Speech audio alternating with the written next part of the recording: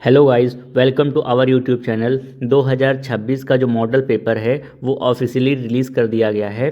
तो ये आपको बहुत अच्छे से करके जाना है, क्योंकि अगर सिलेबस कवर करने के बाद आप प्रैक्टिस सेट नहीं लगाते हैं तो आपको पेपर में बहुत दिक्कत आने वाली है, क्योंकि आपको उसका टाइप ही नहीं पता रहेगा कि किस टाइप के क्वेश्चन पूछे जाते हैं। इसी वजह से बोर्ड क्या करता है कि अपना एक मॉडल पेपर रिलीज़ कर देता है, जिसके बच्चों को पता चल जाए कि कौन कौन से चैप्टर से ज़्यादातर क्वेश्चन पूछे जाते हैं। तो जो आपका पेपर होगा उसमें आपको 3 घंटा 15 मिनट का समय मिलता है और 70 नंबर का आपका पेपर होना है। तो ये सारी गाइडलाइन जो दी हैं, आप गाइडलाइन अच्छे से स्क्रीनशॉट ले लेना और इनको पढ़ लेना अच्छे से। तो जैसे पहला क्वेश्चन आपको दे रखा है कि कौन सा सहअभाज्य संख्याओं का युग्म है, तो आपको ये पता होना चाहिए सहअभाज्य संख्याएं क्या होती हैं। सहअभाज्य संख्याएं वे संख्याएं होती हैं जिनका अनुपात आपस में एक दूसरे से कटना नहीं चाहिए, मतलब किसी भी समान संख्या से नहीं कटना चाहिए। जैसे एग्जांपल के लिए ले लेते हैं 30 और 15 ले लेते हैं।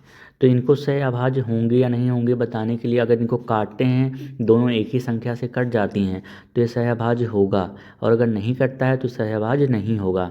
जैसे हम इनको काटते हैं 5 से, तो 5 छः का 30, 5 तियाँ 15, यानी ये संख्याएं कट रही हैं ना, तो ये सहअभाज्य संख्याएं नहीं होंगी।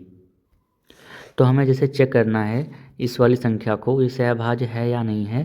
तो इसको काटेंगे तो ये 7 दूना 14, 7 पंचे 35, यानी ये कट जा रहा है तो सहअभाज्य नहीं होगी। अगर इसको काट के देखते हैं, ये संख्या ये 3 से कटेगी, ये 5 से कटेगी, यानी अलग अलग संख्याओं से कट रही हैं। तो यानी कि ये सही उत्तर होगा आपका। अगला क्वेश्चन है, तो दूसरे वाले क्वेश्चन में आपको ए व बी का मान बताना है। इसके लिए आपको पता होना चाहिए alpha plus beta equal to होता है -b/a। तो अल्फ़ा जो शून्यक होते हैं वही आपके अल्फ़ा और बीटा होते हैं। तो ये एक शून्यक है, इसको अल्फ़ा मान लेते हैं, इसको बीटा मान लेते हैं। ठीक है, तो अल्फ़ा की वैल्यू है 2 प्लस बीटा की वैल्यू है -3 इक्वल टू माइनस। अगर ए और बी सी का मान अगर आपको चाहिए हो तो आपको इसको ax² प्लस bx प्लस सी से कंपेयर करा लेना है, क्योंकि यही इसका प्रारूप होता है द्विघात समीकरण का। तो जैसे कंपेयर करेंगे तो a की वैल्यू x² के आगे कुछ नहीं है, तो a की वैल्यू हो जाएगी 1 और b की वैल्यू हो जाएगी ये इतनी, क्योंकि इससे कंपेयर करेंगे x और ये इतनी वैल्यू b की हो जाएगी। तो यहाँ लिख देंगे a-a+1 और बाहर रहेगा माइनस। अब इसको सॉल्व कर लेंगे तो 2 में से 3 जाएगा तो -1 बचेगा। इधर ब्रैकेट खुलेगा तो आएगा -a और -1। ठीक है, तो अब 1 को उधर भेज दो तो -1 + 1 = -a, तो ये 0 बचा। तो a की वैल्यू आपको 0 आई।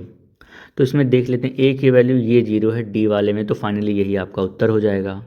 आप आगे सॉल्व भी कर सकते हो, बी की वैल्यू आप निकाल भी सकते हो, लेकिन क्या फ़ायदा जब आपको ऐसे उत्तर मिल रहा है, क्योंकि एग्ज़ाम में आपको एक एक सेकंड बचाना रहेगा वहाँ।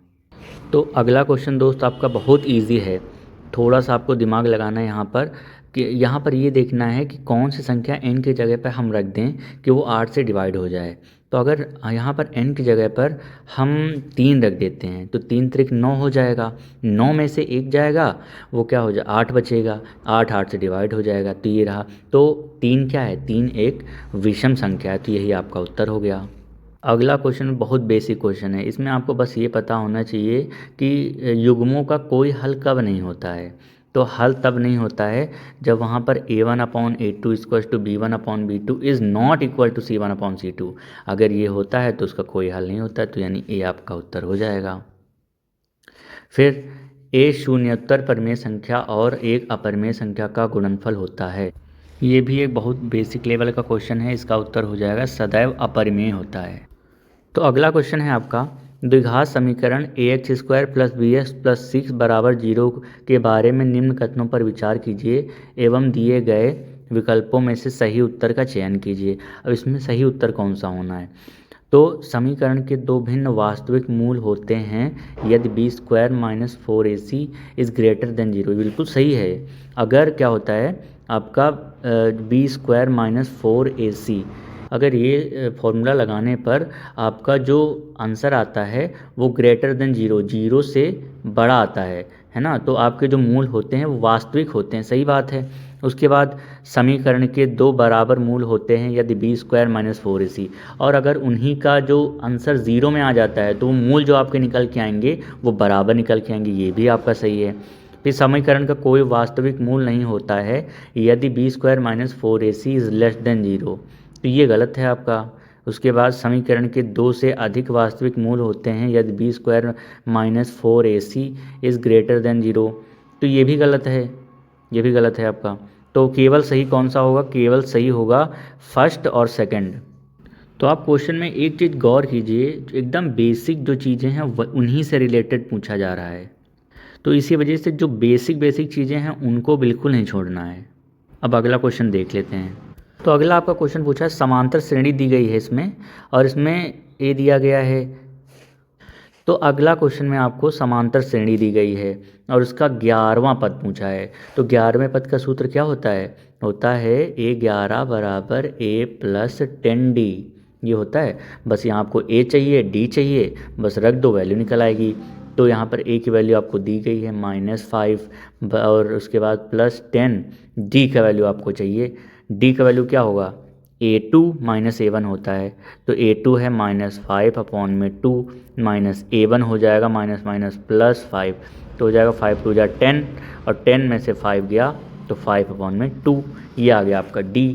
तो यहाँ रख देंगे 5/2, 2 5 10, 5 5 25, तो -5 + 25, 25 में से 5 गया 20, आंसर आया आपका 20 है। हाँ जी हाँ, ये आपका आंसर है। तो इसी तरह के क्वेश्चन आपको सॉल्व करके जाने हैं अच्छे से।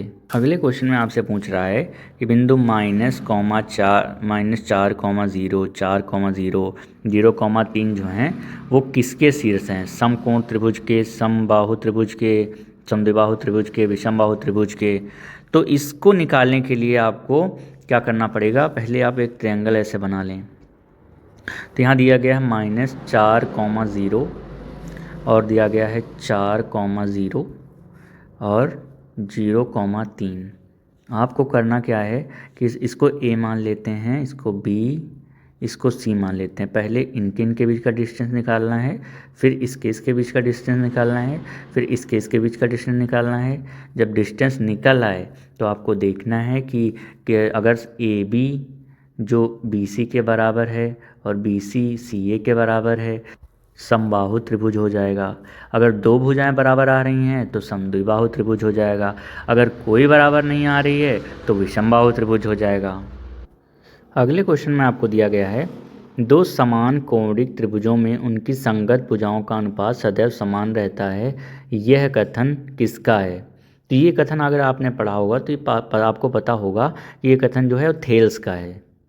फिर आगे है कि दिए गए चित्र में केंद्र 0 वाले वृत्त पर स्पर्श रेखाएं PA और PB इस प्रकार हैं कि एंगल APB बराबर 50 है, तो कोण OAB ज्ञात करना है। तो ये क्वेश्चन करने से पहले आपको पता होना चाहिए कि इस एंगल का सम और इस एंगल का सम, इन दोनों एंगल का सम होता है 180, ठीक है।